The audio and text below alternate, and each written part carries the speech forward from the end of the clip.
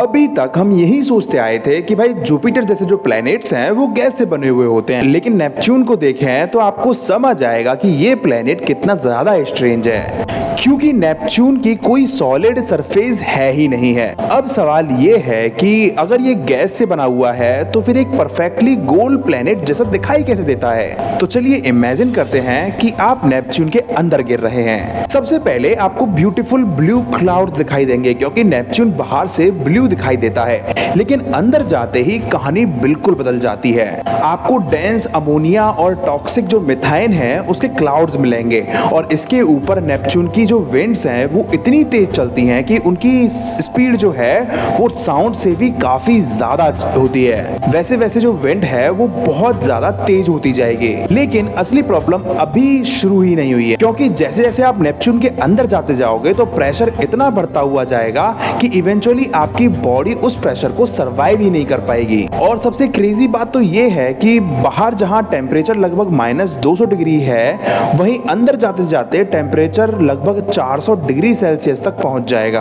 और कुछ जगह पर तो भाई ये टेम्परेचर जो है वहां पे 900 डिग्री सेल्सियस तक पहुंच जाएगा। साइंटिस्ट को आज भी पूरी तरह से पता नहीं है कि भाई नेपच्यून के अंदर इतनी हीट आखिर आई कहां से है। एक पॉसिबिलिटी ये है कि प्लेनेट बनने के समय बची हुई जो एनर्जी थी वो आज भी बाहर निकल रही है, लेकिन नेपच्यून की सबसे स्ट्रेंज चीज अभी भी बाकी है, क्योंकि इसके अंदर कोई ऐसी जमीन ही नहीं है जहां आप जाकर लैंड कर सकें। इसके बजाय साइंटिस्ट ये मानते हैं कि यहाँ पर बेहद एक्सट्रीम प्रेशर और टेम्परेचर के नीचे कार्बन वाले कंपोनेंट्स ऐसी कंडीशन में पहुंच जाते हैं जहां डायमंड फॉर्मेंटेशन की जो पॉसिबिलिटीज काफी हद तक बढ़ जाती हैं। यानी थियोरेटिकली नेपच्यून के अंदर डायमंड्स बनने और भाई उसकी बारिश होने के भी प्रोसेस बताई जाती है। और फिर आप और भी नीचे हुए जाते जाओगे तो आप पहुंच जाओगे कोर के पास, जहां क्या मौजूद है इसके बारे में हमारी कोई डायरेक्ट इंफॉर्मेशन तो नहीं है अभी फिलहाल, लेकिन साइंटिस्ट ये मानते हैं कि नेपच्यून का कोर रॉक और आइस के मिक्सचर से बना हुआ हो सकता है, और इसी प्लेनेट का जो मैग्नेटिक फील्ड भी काफी अनयूजुअल है। लेकिन सबसे इंटरेस्टिंग सवाल तो भी बाकी है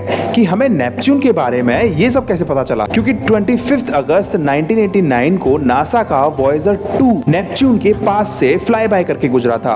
उसने प्लेनेट को ऑब्जर्व किया, डाटा कलेक्ट किया और वही इंफॉर्मेशन अर्थ तक भेज। मतलब हम नेपच्यून के अंदर नहीं गए हैं, लेकिन एक स्पेसक्राफ्ट ने उसके बाहर से इतना डाटा कलेक्ट कर लिया है कि आज हम इमेजिन कर सकते हैं कि उस ब्लू प्लेनेट के अंदर की दुनिया कितनी अनोखी और कितनी ज्यादा ही सस्पिशियस हो सकती है। ऐसे इंफॉर्मेटिव वीडियोस के लिए मुझे फॉलो जरूर कर लेना।